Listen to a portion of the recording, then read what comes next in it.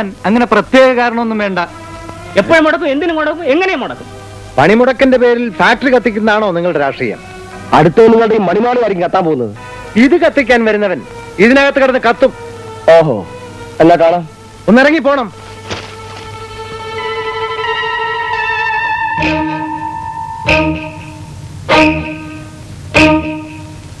നിങ്ങൾ എന്താ നിൽക്കുന്നത്? അയാളങ്ങ് പോട്ടെ എന്ന് കരുതി നിന്നതാ. ഞങ്ങൾ ഇവിടെ പറയുന്ന പോലെ കേട്ടോളാം. ഉള്ളതിഞ്ഞ് തന്നാ മതി. അതെ, ഞങ്ങളത് വീഴ്ചെടുത്തോളാം. ചോദിക്കുന്ന തുക തരാം. ആ ഖാദറിനെ നിങ്ങൾക്കൊന്ന് ഒതുക്കാമോ? അവൻ കള്ളു കുടിച്ചില്ല, കൈക്കൂലി വാങ്ങില്ല. അവനൊരു കാമുകിയുണ്ട്, ആ നക്സലിന്റെ മകൾ കൗസല്യ. അവളെ കയ്യിലെടുത്താൽ അവൻ വീഴും.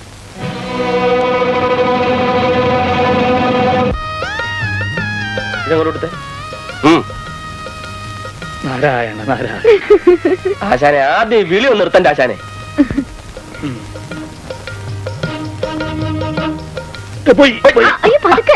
രണ്ടും കൂടി കാലിട്ടല്ലേ, ഓരോ കാലിലിട്.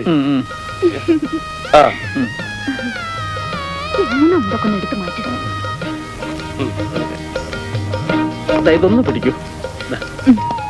ഇവിടെ ഇവിടെ ഇവിടെ. പാഞ്ചാലിയുടെ വസ്ത്രാക്ഷരം പോലെ ആയല്ലോ.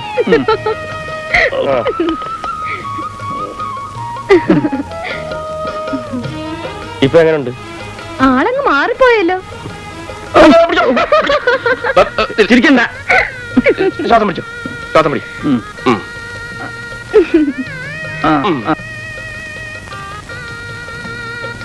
കൗസല്യേ, ആ അറുപ്പ് കത്തിഞ്ഞെടുത്ത് നമുക്ക് ആദ്യം ഈ പ്ലഗ് അങ്ങ് മുറിക്കാം. അയ്യോ വേണ്ട നാരായണൻ. ഈ വേഷത്തിൽ പുറത്തിറങ്ങിയാലേ കാണുന്നവർ കല്ലെറിയും. ശരിയാണ്. ആൾമാറാട്ടം വഞ്ചനയാണ് കൗസല്യേ.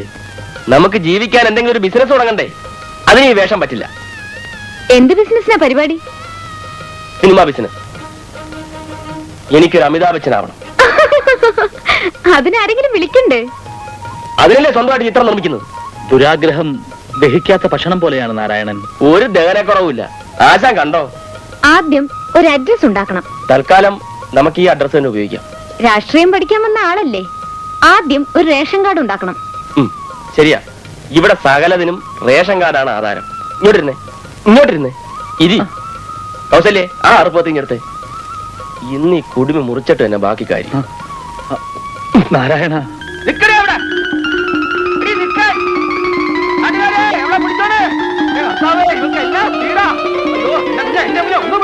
അയ്യോ, പോറ്റി അദ്ദേഹമല്ലേ, ഇവളെന്റെ പോക്കറ്റ് അടിച്ചു പിടിച്ചിട്ടുണ്ട്. കൊടുത്താട്ടെ. സ്ത്രീകളെ പൊതുസ്ഥലത്ത് വെച്ച് തല്ലാൻ പാടില്ല. മാറ്റി വെച്ചതല്ലേ? അത് താൻ തന്നെ വലിയാമോ? എന്നാ പോലീസ് സ്റ്റേഷനിലോട്ട് കൊണ്ടുപോകാൻ എന്നെ ഒന്ന് സഹായിക്കും. ഞാൻ മതിയാവാനോ? എന്നാ പിടി, പിടിച്ചേ. അപ്പോ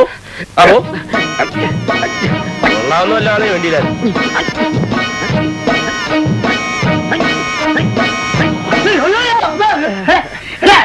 പോലീസ് സ്റ്റേഷനിൽ വെച്ചിട്ടാണ്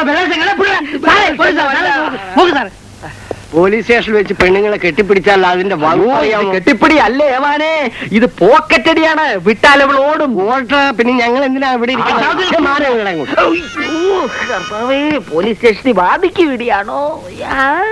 എടാ, പോക്കറ്റ് ഇല്ലാത്ത നിന്നെ എങ്ങനെയാടാ ഇവള് പോക്കറ്റ് അടിച്ചത്? എന്റെ മൂത്ത മോൾ അങ്ങ് ഗൾഫിൽ നിന്ന് അയച്ചു തന്ന കുട്ടിനിക്കറിന്റെ പാക്കറ്റിലാ ഞാൻ പണം ഇട്ടിരുന്നേ. മുണ്ട് താഴ്ത്തിയിടാൻ പറയടോ, താഴ്ത്തിയിടാൻ പറ. താഴ്ത്തി കിട്ടോ? സാറാമേ, സാറാമിന്ദ്ര സാർ, ഇവിടെ ഞാൻ കൈകാര്യം ചെയ്തോളാം. എടോ, സ്ത്രീകളെ പുരുഷന്മാർ കൈകാര്യം ചെയ്യാൻ പാടില്ല എന്നല്ലേ പുതിയ ഉത്തരവ്? സാറാമേ വിളി, സാറാമേ വിളി. അല്ല, സാറാമേ, സാറാമേ, സാറേ. ഒട്ടി ഒട്ടി നോക്കുന്നത് ഇവിടെ തല്ലു ഓടിക്കുന്നു കേട്ടോ. നിന്നെ ഞാൻ സാറേ, സാറേ, സാറ് ഇവിടെ അടിക്കലേ, ഇവിടെ കയറി മന്ത്രിയായി പോവും. ആ നേരാ, ഞാനതങ്ങ് മറന്നുപോയി. അതെന്താ എന്റെ കയ്യിൽ നിന്ന് ഇതുവരെ അടിമരിച്ചിട്ടുള്ള എല്ലാവരും മന്ത്രിമാരായിട്ടുണ്ട്, അറിയാമോ? ഏതായാലും ഇനി കുറച്ചു നാളത്തേക്ക് ഇദ്ദേഹം കയറി ആരെ അടിക്കടിക്കുകയും ചെയ്യരുത്. ശരിയാ, പല അലവരാധികളും കയറി മന്ത്രിയാവും. സാറാമേ, ഇവിടെ അകത്ത് കൊണ്ടുപോയി ദേഹപരിശോധന നടത്തി തൊണ്ടി സാധനങ്ങളെല്ലാം എടുത്തോണ്ട് വാ.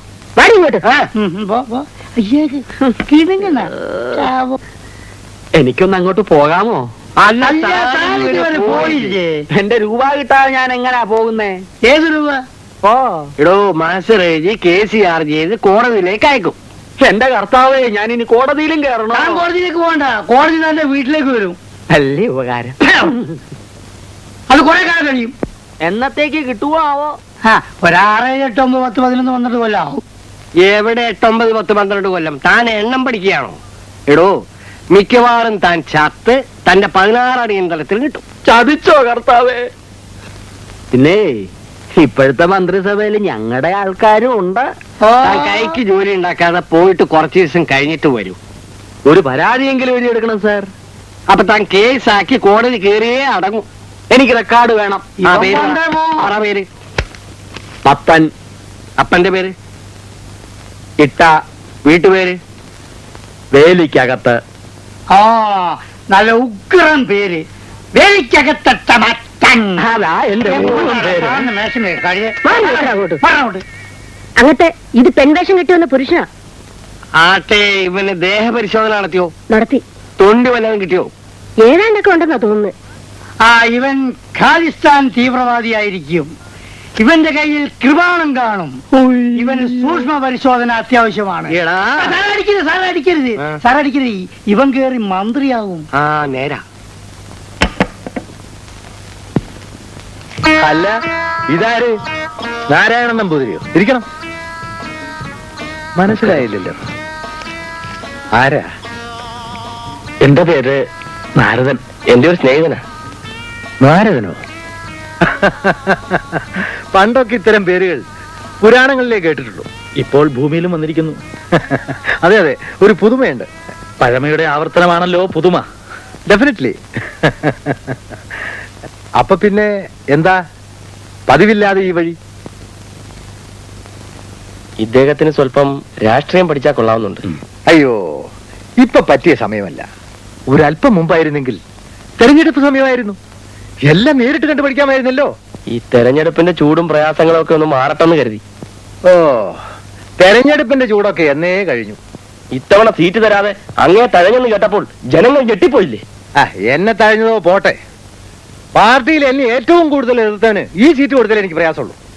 അതിനെന്താ, നിന്ന പോലെ തന്നെ തോറ്റു തൊപ്പിയിട്ടില്ലേ? തോറ്റതല്ല, തോൽപ്പിച്ചാണെന്ന് പറയണം. ബൈ ദ ബൈ, ഇദ്ദേഹം നമ്മുടെ ആള് തന്നെയല്ലോ. വിശ്വസ്തൻ, പരിശുദ്ധൻ, സത്യസന്ധൻ.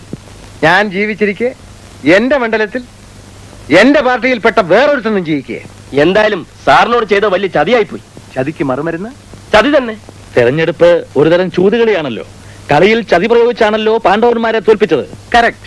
കൂടെ നിന്ന് സ്വന്തം പാർട്ടിക്കാരനെ പാരവെക്കുന്നത് ഈ മണ്ഡലത്തിൽ എന്റെ ഗ്രൂപ്പിനോ അവന്റെ ഗ്രൂപ്പിനോ ശക്തിയെന്ന് ഇപ്പോഴെങ്കിലും നേതൃത്വം മനസ്സിലാക്കട്ടെ. ഓഹോ, ഇതൊക്കെയാണ് ഇവിടുത്തെ രാഷ്ട്രീയമല്ലേ? കാലുവാരൽ, കൂറുമാറ്റം, കുതുകാൽ വെട്ട്, ഗ്രൂപ്പിസം, ഇതൊക്കെയാ. ഒരു കക്ഷിയിൽ നിന്നുകൊണ്ട് അതേ കക്ഷിക്കെതിരായി പ്രവർത്തിക്കുന്നത് പാർട്ടി വിരുദ്ധമല്ലേ? പാർട്ടി എനിക്ക് പുല്ലാണ് മിസ്റ്റർ. എന്നെ വെച്ചാൽ ഞാൻ പാര വയ്ക്കും. പാര എങ്ങനെ വെക്കണമെന്ന് ഇപ്പൊ കണ്ടില്ലേ? എത്രയോ പാര വെച്ച് തഴമ്പിച്ച കൈകളാണിത്. അതാണ് രാഷ്ട്രീയം. ദാ കേട്ട് പഠിച്ചോ. സൗകര്യമായിട്ട് ഒരു ദിവസം വരും, നമുക്ക് വിശദമായിട്ട് സംസാരിക്കാം. ഇനി വരുമ്പം 200 പേന്റെ ഒരു നോട്ട് ബുക്ക് കൂടി കൊണ്ടുവരണം. അതെന്തിനാ? അല്ല, ഈ പാര ഒപ്പ് പാരായിട്ട് എഴുതിയെടുക്കാനാ. ഓ, ഒന്ന് നമസ്കരിച്ചോട്ടെ. പിന്നെന്താ, ഇങ്ങോട്ട് നമസ്കരിച്ചോ. പിന്നെ കാല് വാരരുത്. അതെന്തായാലും ഇല്ല. ഓക്കെ.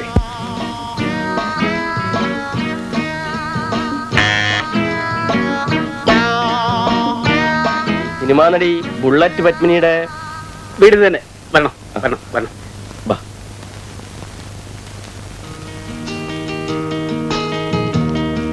வாங்க உட்காருங்க. മലയാളം അറിഞ്ഞൂടെന്നാ തോന്നുന്നു. கொஞ்சம் கொஞ்சம் அறியும். നിങ്ങൾ മലയാളികളാണോ? അതെ. ഇദ്ദേഹം പ്രൊഡ്യൂസർ നാരായണൻകുട്ടി നായർ. ഹലോ. ഞാൻ ഡയറക്ടർ നാരായണൻ. കഥ, തിരക്കഥ, സംഭാഷണം, സംവിധാനം എല്ലാം ഞാൻ തന്നെ. அப்படியா? உட்காருங்க. ബാ.